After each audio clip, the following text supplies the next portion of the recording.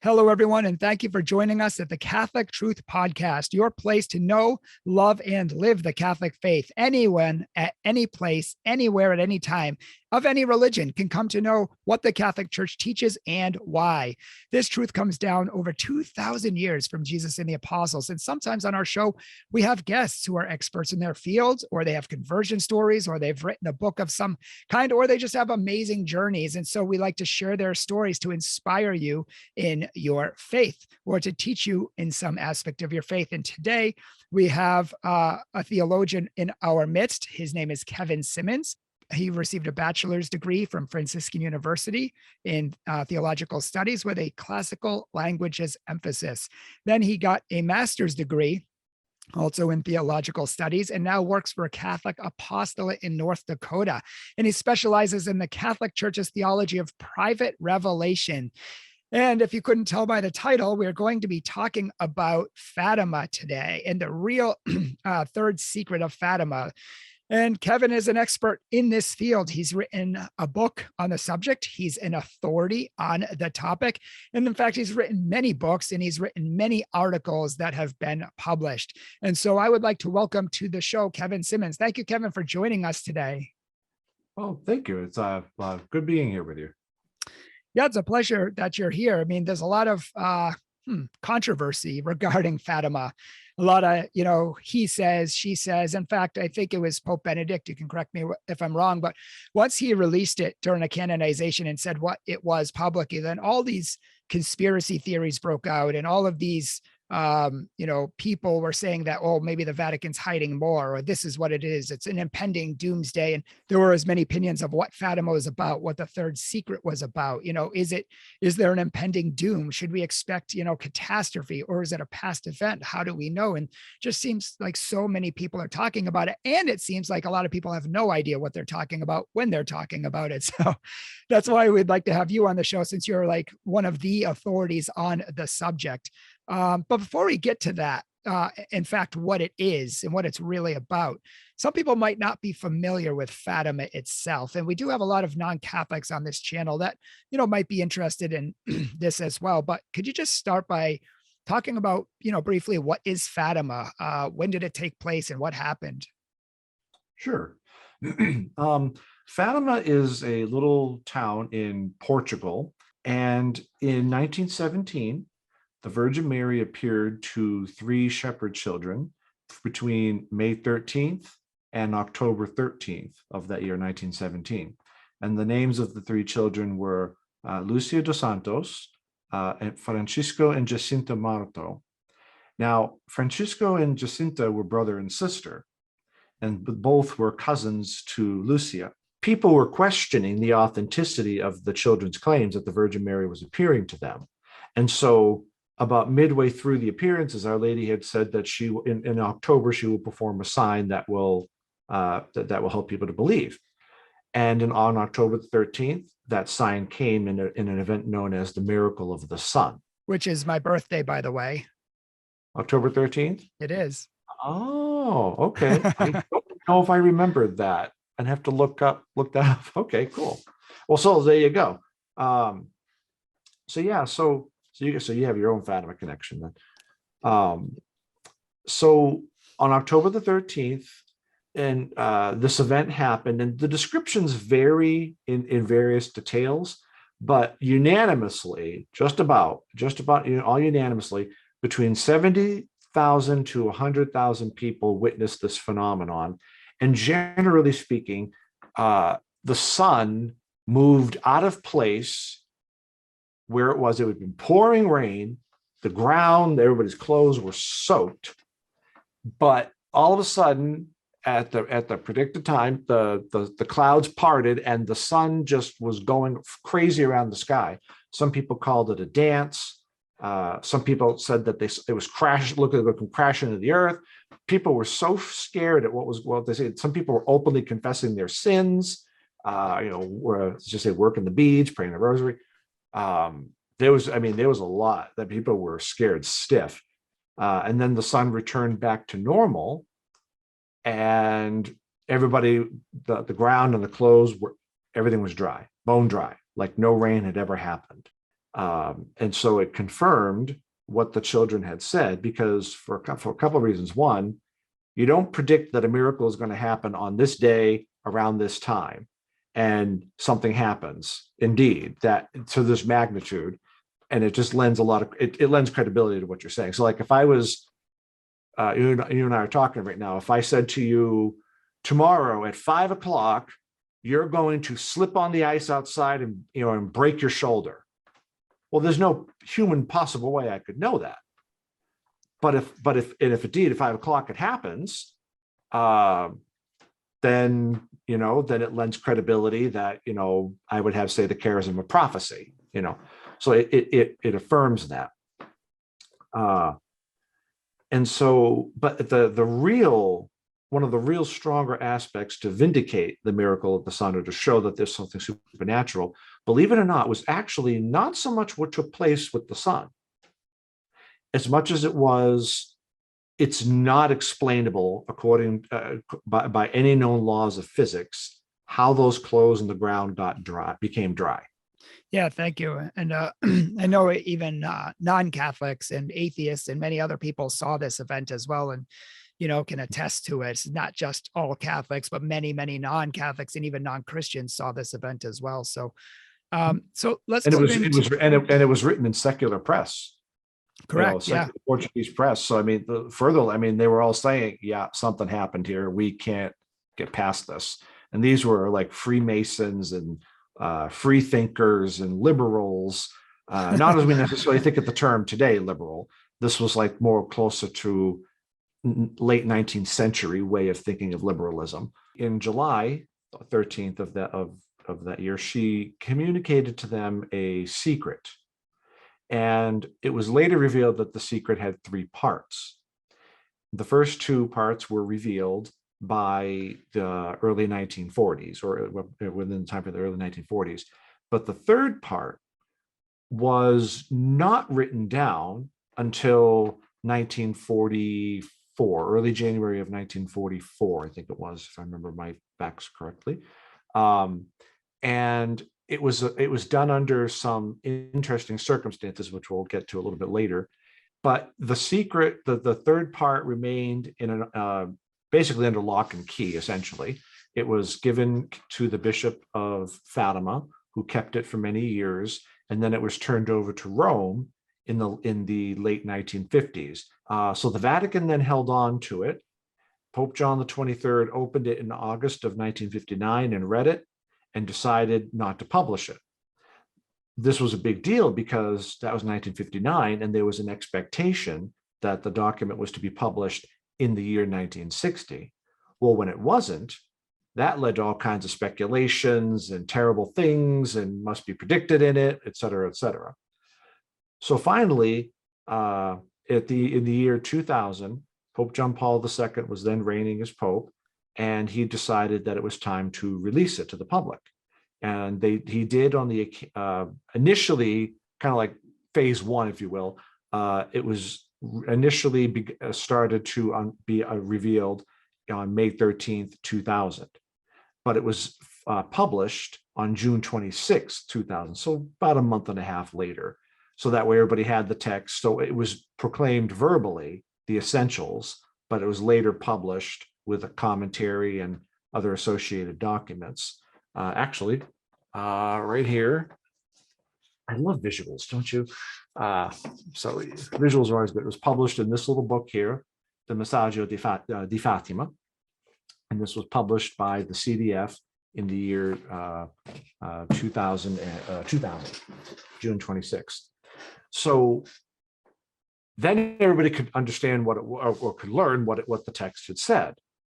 Unfortunately, it led to more controversy, and we'll get to that a little bit more, because some people started saying, oh, it wasn't fully revealed, there's a second text, which later became known as the Fourth Secret of Fatima. And these debates have continued on and on and on and on and on and on and on.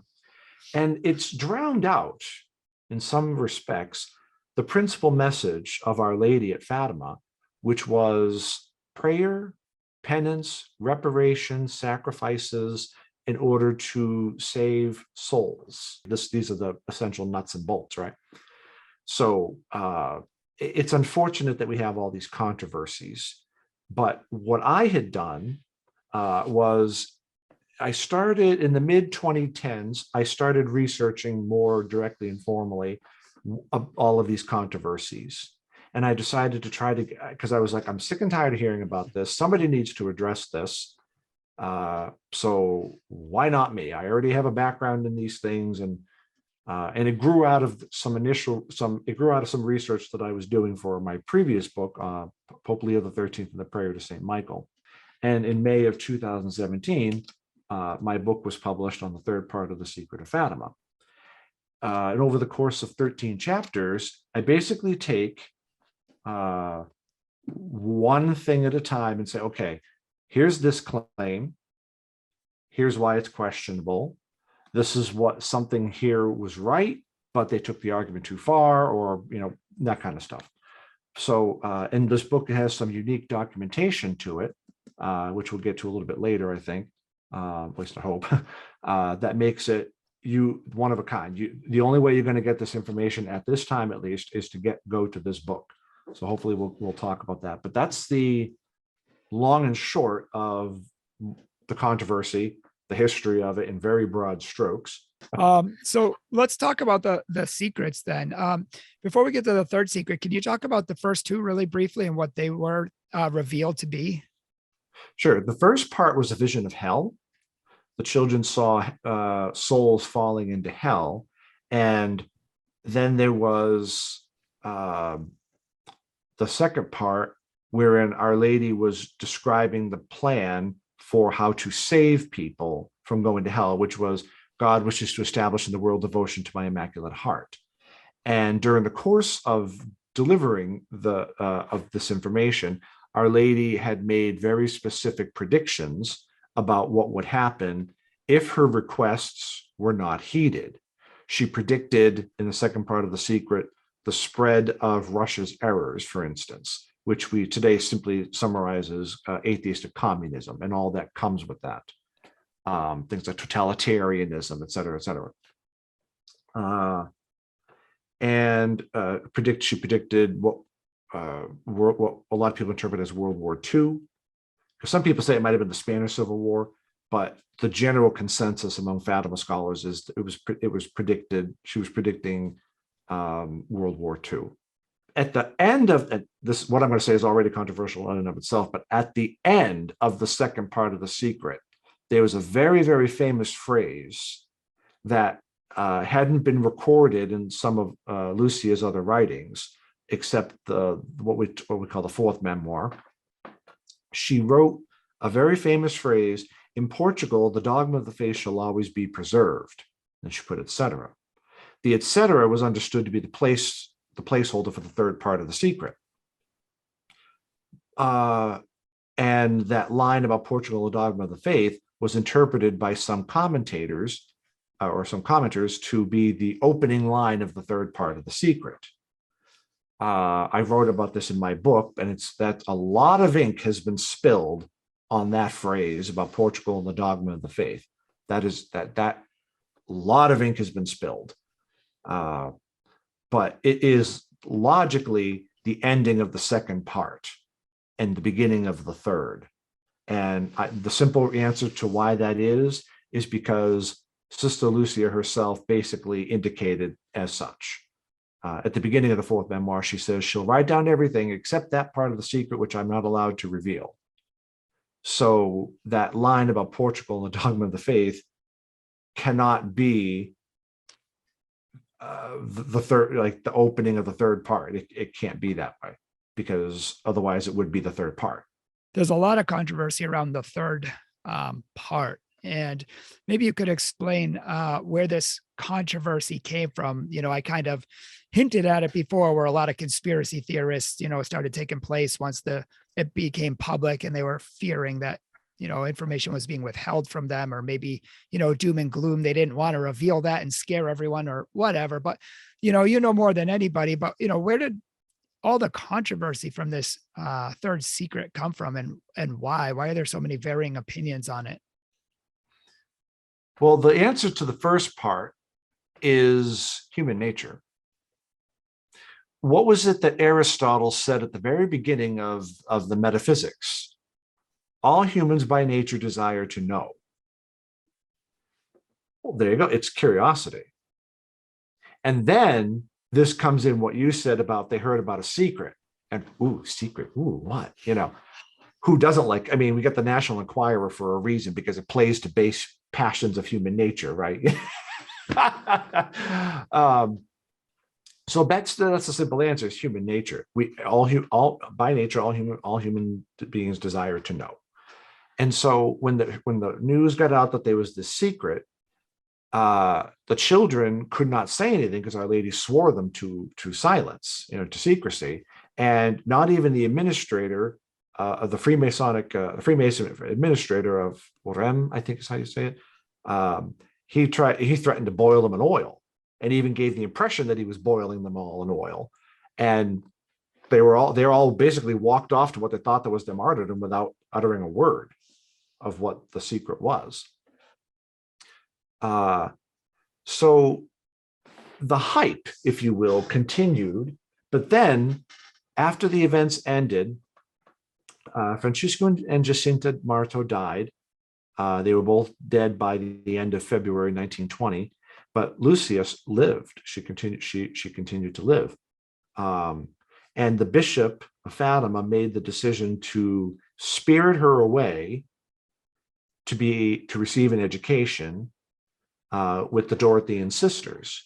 So she was away from Fatima for over 20 years. I think it was closer to 25 years that she was gone, which allowed everything to settle. Church processes of investigation and examination of the facts could take place, and people weren't hounding the last surviving visionary. Some people found out, but it wasn't like this big to do, and she wasn't constantly hounded by the press and everything else, as she would have been had she remained a laywoman living in the world. As the years progressed and she was writing, she was commanded to write down information about Jacinta. And this is what this is the tradition of what we call the memoirs, the tradition of her writing her first 4 memoirs. And each one had a purpose, and she added new details. As a matter of fact, one of the reasons why we have the later details is because they realized that she was hiding so much. And I think it's in the beginning of the 4th memoir, I think it was Canon Galamba, had made the comment that she's going to roast in purgatory for many years because of all the things that she was hiding. And she defends herself, and she says, I have no fear of going to purgatory because I obey what they tell me to write. In the sense of like when they tell me to write down something about whoever, about whoever, she says, I do it. If they don't tell me to do this, then Lord, they ordered me to do it, or not. So it's a little funny little repartee between them. But so when the first 2 parts were revealed in, I think, the 2nd or 3rd memoir, certainly in the 3rd memoir, she revealed the first and 2nd parts. She said that she believed that it was now time, because she had an interior sense, at the very least, that it was now time to reveal that information. But the 3rd part, she said she didn't feel comfortable yet revealing that. Like she didn't have any sense from God that it was time to reveal that. Well, that started to change beginning in 1943 when the Bishop of Fatima ordered her to write it down. She was sick, and people were concerned that she was going to die without revealing this information. She struggled to write it down, and this is one of the controversies. Some have interpreted her hesitation to writing it down, because they said that she was scared. She was terrified. She was crying over this because it was so terrible. No, that's wrong. That is a grave mistake and a grave reading of the history of Fatima. What happened was, and she was very explicit about this, there's at least two places that tell us this information. She struggled to write it down because Our Lady had told her, do not tell this to anyone. And that was with the whole secret. And heaven had only given her permission to write down the first two parts. So she had obeyed Our Lady and that command. But now you have the bishop who represents God in the Catholic understanding, like obeying the bishop, et cetera, So, and as a professed religious, she was a Dorothean sister at the time. She believed, she says this, accustomed as I am to an order or a command coming from my superiors, coming from God. In other words, like if a superior commanded her to do something that wasn't a sin, at least, that was as if God himself had asked her. So now she's confused. Our Lady had said, don't tell anybody, but now the bishop is saying, tell us. She didn't know who to obey. She was confused. And she had consternation in her soul, so much so that she couldn't write. She said, I have the pen in hand, and she's like, when I set myself to fulfill this command, I can't do it. But if I set myself to do any other task with writing, I can do it with no problem. Well, people have exaggerated her struggle. She was terrified, No, that's not true.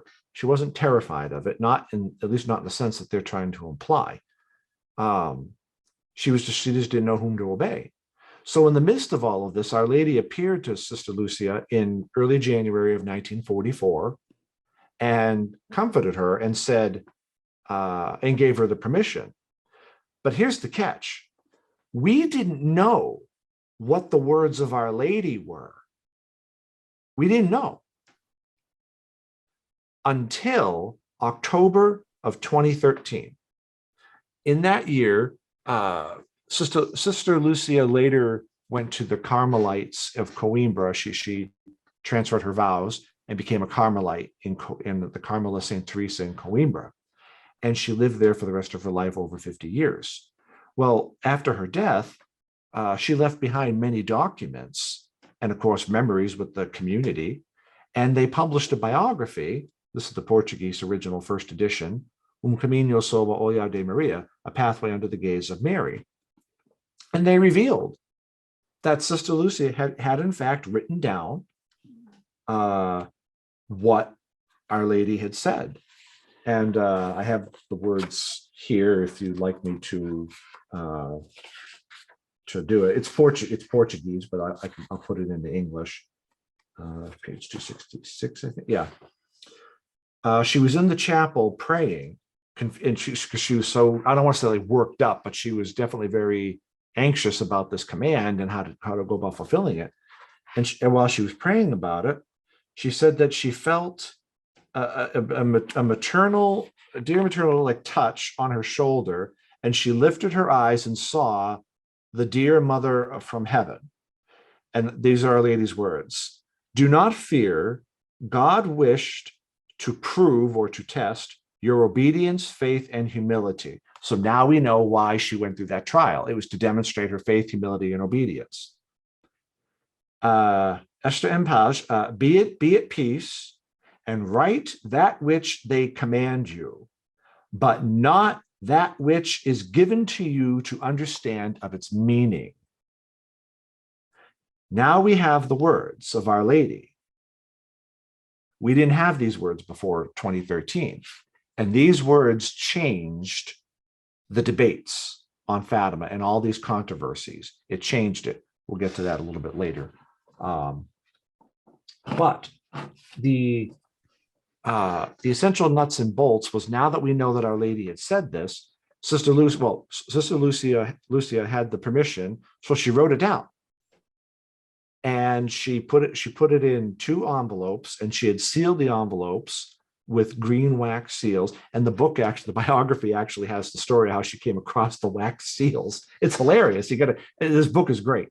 And so the document eventually was passed to the Bishop of Fatima, who, as I said earlier, kept it in the archives. and then it was passed to Rome. Rome kept it, and everybody was anticipating that it was supposed to be revealed in 1960. Why? Because Sister Lucia on the outside of the envelopes had written, as a matter of fact, I have a mock-up here of the envelopes. So, because I like giving visuals, I'm a former teacher, high school teacher. So, she had originally put it in an envelope that looked like this. That was the outer envelope. That's like the descended along. But the text of the where she had other envelopes where it says, by the express order of Our Lady, this envelope can only be opened in 1960 by the Most Reverend Lord Cardinal, Patriarch of Lisbon, or by the Most Reverend Excellency Lord Bishop of Leiria, aka the Bishop of Fatima. So it was very clear. She said, by the express order of Our Lady, this envelope can only be opened in 1960. Well, when you opened up this envelope, there was actually another envelope that had the same thing. And then you had the text itself of the third part of the secret. She did this because she was deathly afraid of the mail. She thought that her personal correspondence would get lost in the mail. So she did these things for security purposes. She didn't want people, doing this kind of stuff and trying to read and write things down. She was mortally afraid, and she would only give this to a bishop. She was not, and she gave it to the titular bishop of Gurza, who then in turn gave it to the Bishop of Fatima. So she was very serious about security. She was very serious about that. Then when the big envelope with the two smaller ones inside came to the bishop, he put it in his own envelope, like so, and then have a wax seal on it, and then kept it. Now the moment of truth came. It was supposed to be revealed in 1960 by one of those two people. But in the mid-50s, an order came from Rome for copies, that's the key word, copies of all of Sister Lucia's documents. And the question then, of course, was, what do we do with the envelopes? It's not 1960 yet.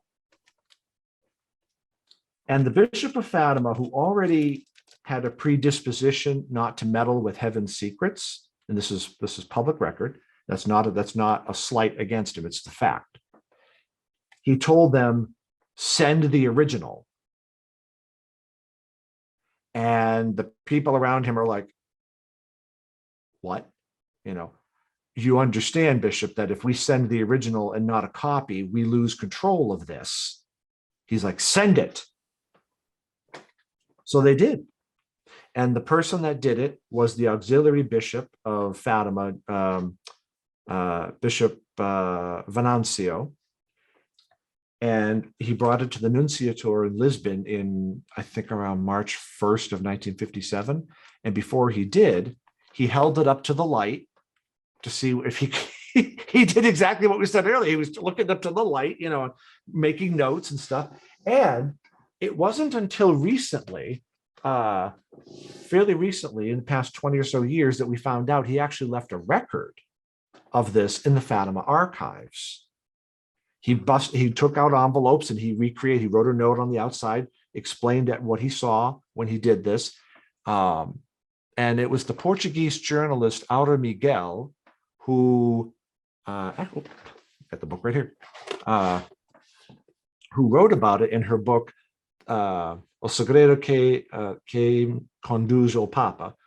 And right here on page 136, you can see here, she talks about this, how she found this document in the Fatima archives, the sanctuary of Fatima's archives, and she describes it. So when I read this, I was like, ooh. So in 2016, when I was in Fatima, I went to the archives because I'm on good terms with them there at the archives. And I asked them, I'd love to see a copy of it. Can I see that, please? So they actually did. They let me see it. They were able to find it, and they let me see it. And I took it out and I measured everything. And it turns out that Outer Miguel was actually mistaken in some of what she said the bishop wrote on the envelope. And I noticed that. And she happened to be in Fatima at the time. So I said something to her. I said, yeah, did you know that they did that? And she was just like, yeah. She's like, I don't know what my editor did. But yeah, so I mean, the poor thing. I felt so bad. I was like, oh my goodness, But anyway, this is important, that text, because when he held it up to the light, he wrote down, he could see things and he made certain notes. Now, fast forwarding a little bit, he verbally talked to a Frenchman named Frère Michel de la Sainte Trinité in the 1980s. And Frère Michel wrote down what Venancio had said. But here's the catch. Frère Michel put his own commentary to what Bishop Venancio said about the number of the lines of text. Venancio actually said nothing about that number. He never said anything. And the document in the Fatima archives that that myself and Outer Miguel have seen actually says nothing either. But what happened was people confused what Bishop Venancio said and what Frère Michel said. Frère Michel said that the document was probably, he used the adverb probably, 20 to 25 lines. And that led to one of the biggest controversies of the third part. People did not pay attention to who said what, why they said it, and they certainly didn't understand that it was speculation. So that when the text was published in the year 2000, in this booklet, this was the first little page of it. That's the second, that's the third. And then you have the fourth. Just at a glance, you can very clearly see that's a lot longer than 20 to 25 lines, right? It's just over 60.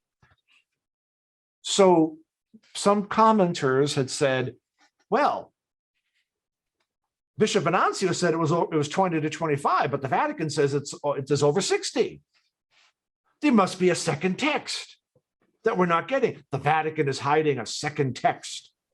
And this second text later became known as the Fourth Secret from 2006 onward. We'll get to that a little bit later. But it was a mistake. It was a mistake because this nonsense of the 20 to 25 lines was based upon speculation. And they said it was Bishop Venancio that said it. No, they didn't. It was this French writer, Frère Michel de la Sainte Trinité. And by the time his book got published in the 1980s to the year 2000, what he said had just taken on a life of its own because it was translated from French into English by John Colarafi, I believe was his name, who's still alive. And so this argument for this 20 to 25 lines, which forms chapter 2 of my book, it was just nonsense. It was nonsense. So anyway, now to take this back to what happened in the late 50s, the document goes to Rome. It ends up in the papal apartments under Pope Venerable Pius XII. And it was photographed. It was inside of a box by Robert Serroux, a French journalist, writing for Paris Match, I believe was the name of the publication. Takes a picture of it and prints it. So now everybody knows it's in this little box, the secret of the Holy Office written on the outside of it. And again, so that heightened even more this 1960 year. Well, Pius XII dies. He never read it. because when John the 23rd was elected and he got the document, it was still sealed. The envelopes were still sealed.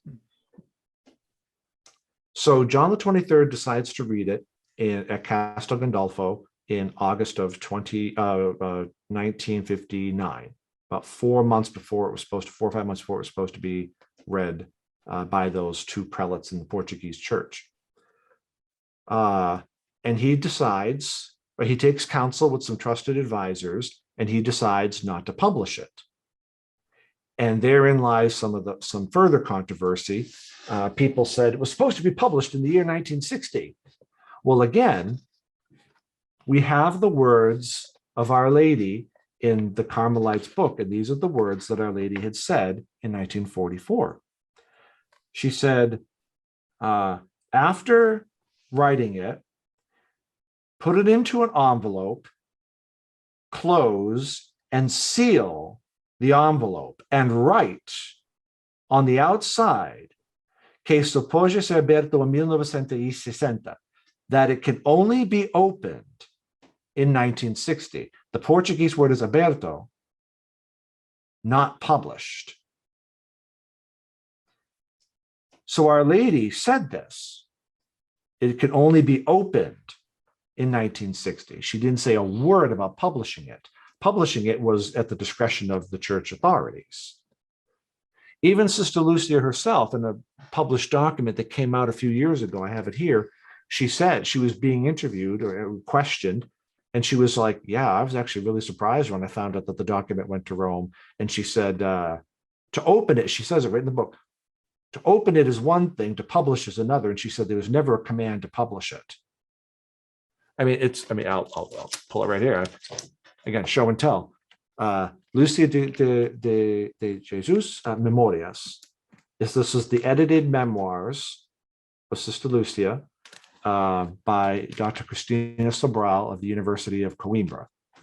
And right on page 451, right here in the appendices, it says, some imagine that the third part of the secret, or could you have ever imagined that somehow that the third part of the secret would be destined to end up within the Vatican? And she says very simply, no. And she says, it is one thing to authorize that it be opened, and then it can be made known. But it is another, but she said, but it's another thing to publish, to have the mandate to publish it, and this order does not exist.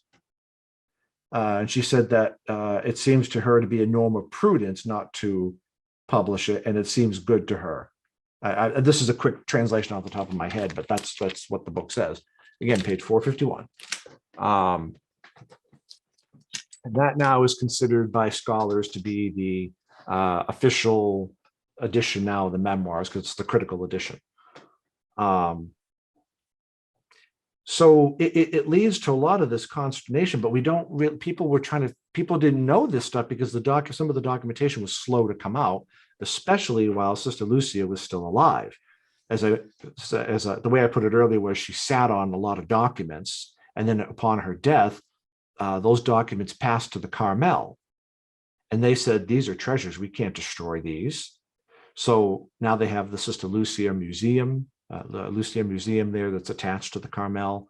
I've been there. It's a beautiful, beautiful place. Really helps you understand Fatima and Sister Lucia a lot more. We haven't talked about what the third part of the secret is yet. Why don't we do that real quick? Why don't we mention it real quick? The third part of the secret, in my opinion, is a visualization of what Our Lady had said verbally to the children in the second part, because it shows all the elements are there. When she talked about all those prophecies, all these horrible things that were going to happen with after the spread of Russia's errors and the wars, the persecutions of the church, and that the Holy Father would have much to suffer. Many good people would be martyred. She predicts all these terrible things. All these elements are in that third part. So what she says verbally, now you're seeing it visually. And apparently there was an interpretation. More on that later. But for now, we have this text, and the text was a description of what the three children saw on July 13th, 1917. And it shows laity, bishops, religious, cardinals, the Pope, making their way through this city and going up towards this mountain a mountain that has this cross on it. And one by one, people are being killed by soldiers, and I think by like bows and arrows and guns and bullets. And then angels are gathering the blood of the martyrs, and she actually uses the word martyrs. They gather the blood of the martyrs and they sprinkle the people still making their way up towards this cross with the blood of the martyrs who have gone ahead, right? That's the third part of the secret of Fatima. But the Pope gets shot in the vision. It's described the bishop dressed in white. The bishop dressed in white, who many believe to be the Pope, gets shot and dies. So there's questions of interpretation here, but that ended up being the third part of the secret. It wasn't nuclear holocausts and half the world was going to get blown up and or the Lord was coming back in the second coming. No, it wasn't that at all. So, but imagine if that had been published in the year 1960. So before you say that, a Pope was to be shot and killed. People would be like, that would be sensational in 1960, but not in the year 2000. So we have to understand Ratzinger in context. Yeah. So just to clarify, so the third part of the secret is really just a lens, so to speak, of the second part of the secret of what would happen with Russia if it was allowed to come to pass and people didn't repent and that sort of thing. Basically, I don't know if I'd say a lens as much as I say like a video. See, some people have described the structure of the secret of Fatima. It's one secret in three parts. That's why I try to be very careful to say the first part, the second part, the third part. It's one secret in three parts, and there's an organic unity to them all. And so, but some people have tried to describe the structure one way to back up the fourth secret hypothesis, but their structure is actually mistaken. They say that there's two parts to the first, that there's two halves to the first part of the secret, two halves to the second part, and then there's two halves to the third part. That structure is wrong. It's entirely wrong, because there was the visualization of the vision of hell, and then there were a few short words of Our Lady to explain it. You have seen hell where the souls of poor sinners go. In order to save them, God wishes to establish in the world devotion to my Immaculate Heart. That's the bridge into the second part. And then the second part is the predictions of these terrible things to happen, what would happen if Our Lady's request did not take place. And then it ends with that line about Portugal, the dogma of the faith. But that's the whole second part.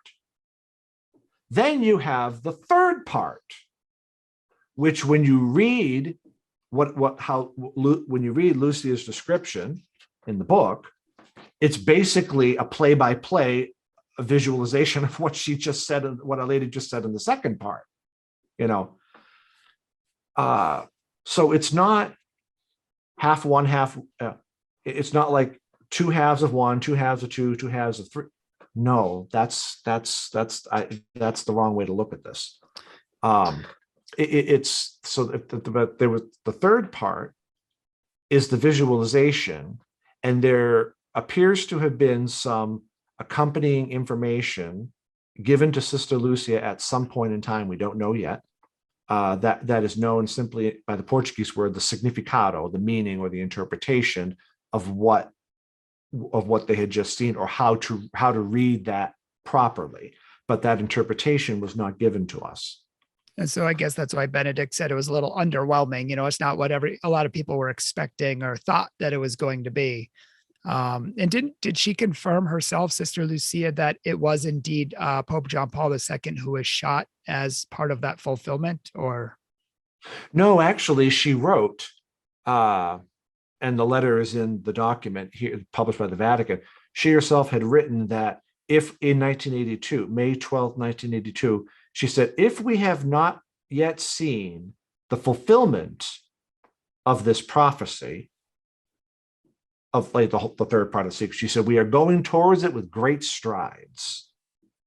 So I don't believe that the way that and this is something that I brought out in my book, a lot of people focus, when the Vatican finally released the text, a lot of the way that the news reporters reported on it was predicting the bishop dressed in white being shot.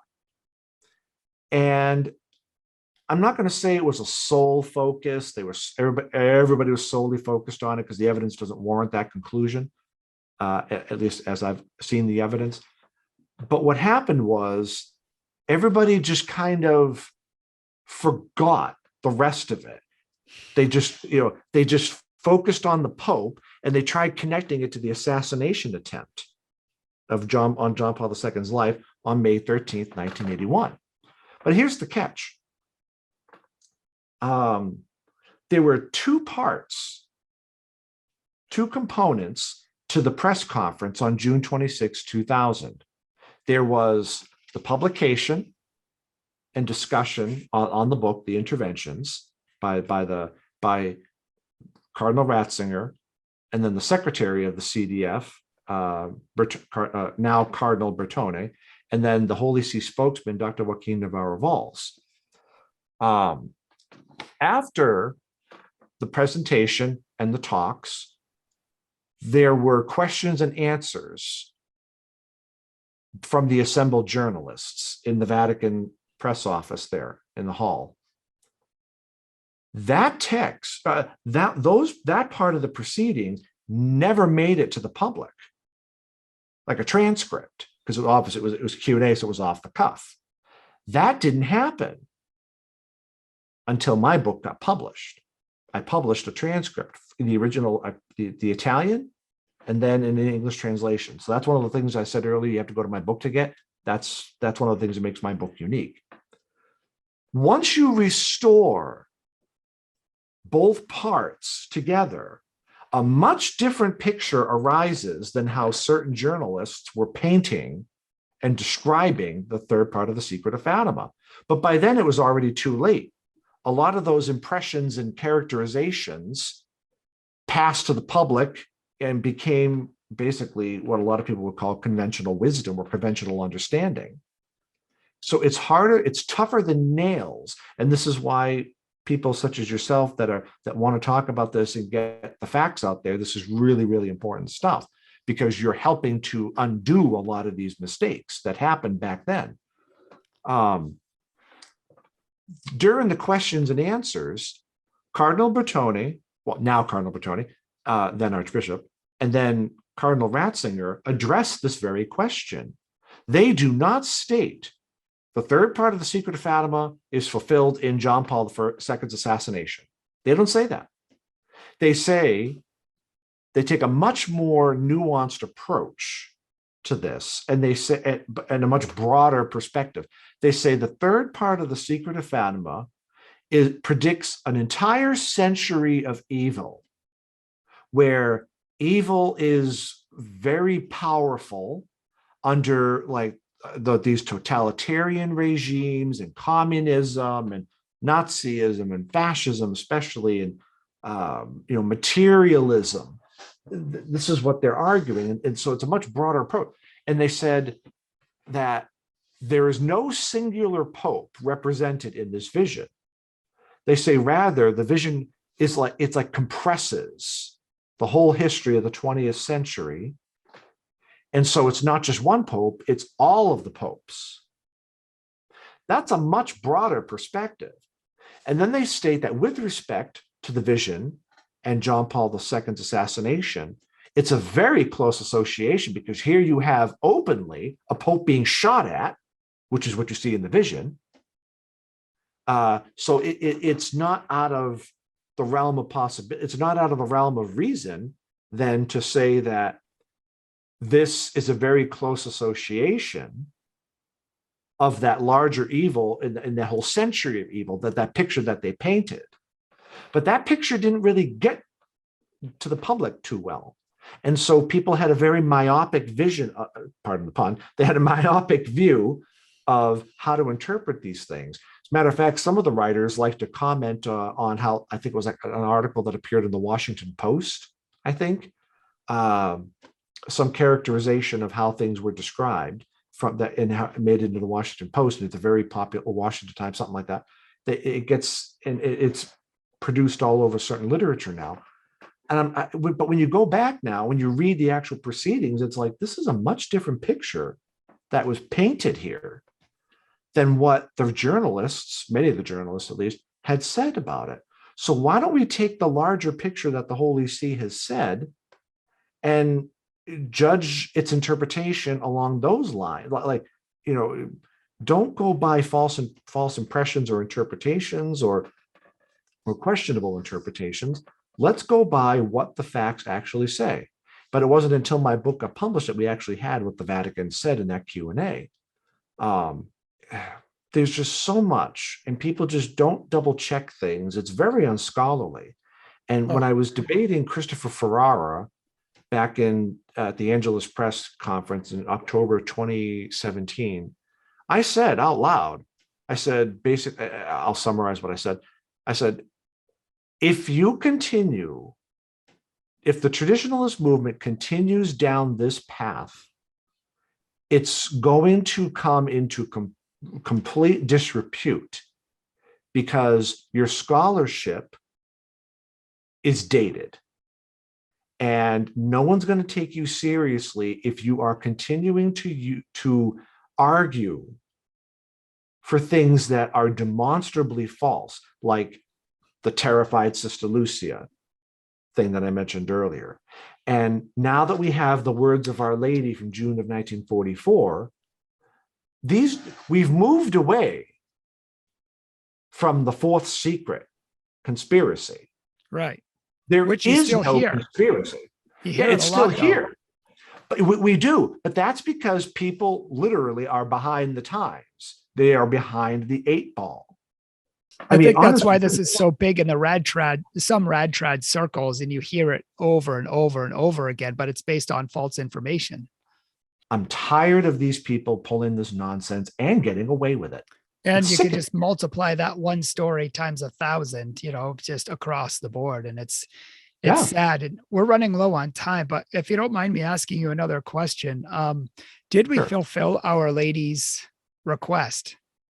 She wanted people to be converted to the Immaculate Heart before, Russia takes over the world, blah, blah, blah. Was that fulfilled? We did not heed Our Lady's request. When Our Lady came in July 13th, she also talked about one of her other requests was Russia was to be consecrated to her Immaculate Heart. But when you read what Our Lady said in 1917, she said, I will come to ask for the consecration of Russia to my Immaculate Heart. She used the future, I will come. Well, obviously that suggests some future date in apparition. And that happened in 1929. Our Lady appeared along with the Blessed Trinity, and Sister Lucy was told, the time has come where God asks the Holy Father to consecrate Russia to my Immaculate Heart, promising to save it by these means. Well, Lucia tried her hardest to get that information to the Pope, but it was Pope Pius XI at the time, and this is a biographical fact. It's written by his personal secretary, Cardinal Confalonieri. I think that's how I say his name, if I remember. It's been a while since I've seen the book, but he himself wrote in his own biography of Pius XI. Again, the Cardinal was the personal secretary to Pius XI. He had front row tickets to all this stuff. He himself wrote that Pius XI, or others indicated, had a bit of a problem with private revelations. One of them came to the Pope's attention, and he basically threw it in the wastebasket and said, well, if Our Lady's appearing and talking to people, she didn't do it to me. Now that's the cardinal story. That's not mine. I'm not making this up. You can go look it up. It's in his biography. And I've read it in the Italian as well as the English translation that was published by the Benzinger sisters, I think. Not the brothers, but the Benzinger sisters. And so, however it came to be, Pius XI did not fulfill Our Lady's request. So Russia then, without that grace of the consecration, was afforded the opportunity to spread her errors throughout the world. And everything Our Lady said came to pass. Everything. And I know some people will criticize me for this because the Pope wasn't shot and killed. The Pope was shot, but John Paul II didn't die. But all I will say, wait until Father Murr's new book comes out. People are going to be blown away, and they're going to start rethinking some stuff in Fatima's history when they read that book. That's all I'm going to say on that. Let me ask a follow-up question, because he didn't fulfill Our Lady's promise, but did Pope John Paul II fulfill Our Lady's promise? Did he consecrate Russia, and did he do it properly? Sister Lucia said that the 1984 consecration fulfilled what Our Lady said. As a matter of fact, I just talked about this recently, but now that I'm home and not on break with my family, I have access to my books again. Here's the book I was talking about, Como Vejo a Mensagem, How I See the Message. And here it is, Sister Lucia's own words. I will read them to you, book in hand. She's talking about, she's giving Our Lady's words, and and Sister Lucia, that is, and she's commenting upon them. The Holy Father will consecrate Russia to me, and she will be converted.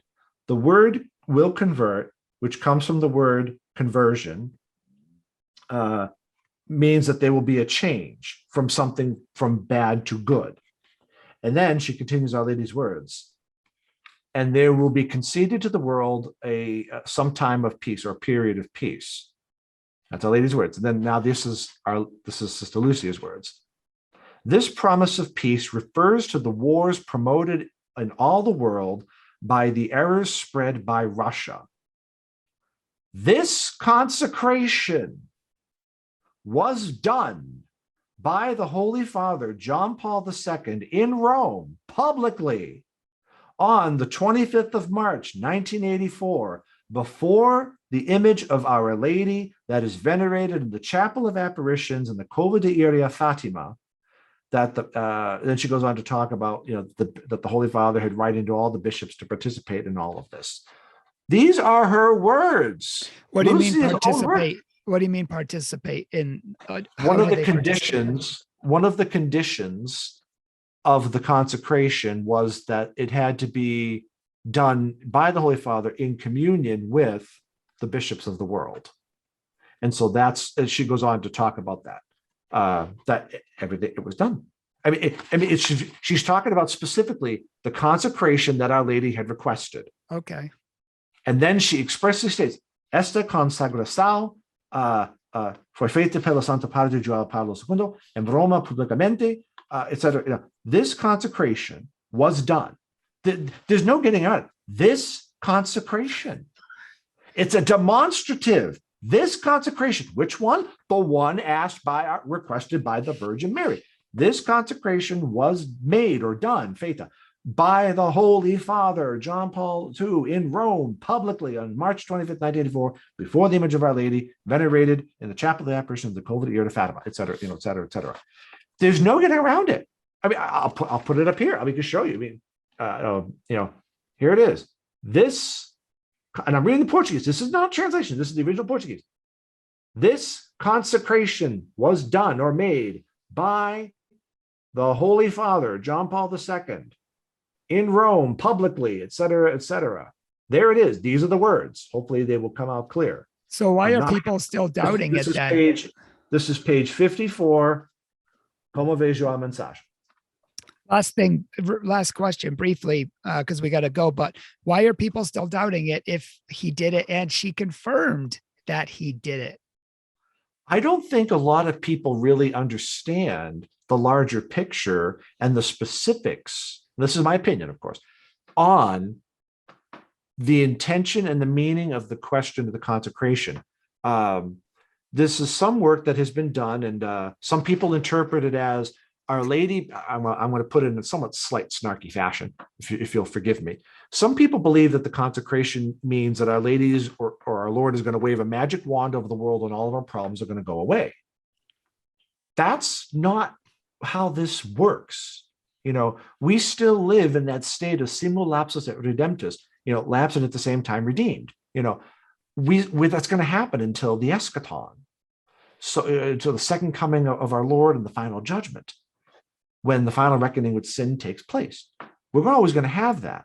But Sister Lucia herself says it refers to the wars promoted by Russia's spreading of her errors.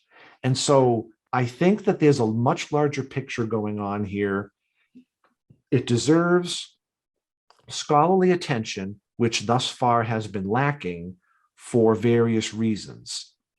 And until we go back to the drawing board, I think these problems and controversies are going to continue. But we need to go back to the drawing board and try to explain some of these things, like it's like what Aquinas said in on Being in Essence at the very beginning of the book. He says, if you make, I'm paraphrasing, he says, a small mistake in the beginning can snowball into bigger ones the further down you go. So you have to get it right from the beginning. And a lot of Fatima's history and our understanding of it, at least here in these United States, a lot of it, I think, has really kind of come down to that. That's the pattern I'm seeing, that snowballing effect with little errors that were begun innocently. Yeah, no, I don't think people being malicious necessarily. No, of course not. Very few are malicious. But then everybody starts to talk. Everyone hears something here, they hear something there. This one isn't right, this one isn't right, or they're both propagating different errors, and then these people are hearing, and it just spreads. As you said, it's a huge mess. It does, and there's no real central authority in the United States that people can go to receive reputable information in English on the subject that's based on the primary sources. We do have the Blue Army, the World Apostles of Fatima, and with the work that they do, it's great. I'm friends with some of them. I know like David Carollo and Deacon Bob Ellis, Bar Bernster. Bar Bernster is actually the lady who edited the English edition of the Carmelites biography. So I'm friends with them, and I know. And then there's the Fatima Family Apostolate, started by Father Robert Fox. That they still are around. John Price is the head of that now. So there are organizations that are there to help and give people at least the basics of stuff. And we can turn to them and say, hey, this is what they said. It's great. And I think that's what's important, is that we need people to say, here's what the texts actually say. Here's what actually happened, not what we think happened, not what someone assumed the Pope said or whatnot. And so that's why I'm really glad that you came on our show today to clarify a lot of this. I mean, I can't tell from here, but it looks like your book's at least 800 pages, and I bet it's all documented. It's all facts. I know you're a scholar and theologian, and you don't do shabby work. You look into things in the greatest detail. So I'm really thankful. How many is it? I said, well, the book is it's closer to 600. Now, Another book I've written is 800 pages, but it's not published, but no, this one's about 600. Can you show that one just for our audience again, if they're interested in it? What's the name of it? Fatima one? Yep. Yeah. Okay. On the third part of The Secret of Fatima, published by En Route Books and Media in May of 2017.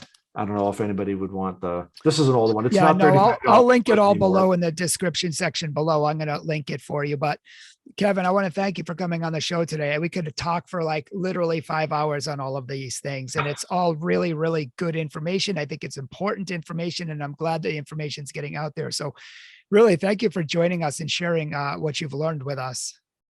Oh, it's been a pleasure. I just thank you very much. I always enjoy being able to talk about these things. And yeah, I agree. If we went for 5 hours, I wouldn't break a sweat because it's fun. It's fun. Yeah. Well, and I want to thank our audience for tuning in and for watching this, and please help do your part. Spread this video, share this video, get it out there so we can undo the lies, the errors, the myths, and just the misconceptions that have come out there. And if you wouldn't mind liking this video, leaving a comment down below, all of these things help Google to say, hey, people like this video, let's share it and make it more popular. So you can help get this video out there by liking it, sharing it, and commenting down below. And check out our description section below. I will link Kevin's book along with all of our social media information here at Catholic Truth, our Patreon and our PayPal, if you would like to support our ministry, and anything else you would like to check out there. Thank you all for joining us. Keep us in your prayers as we're always praying for you. God bless you.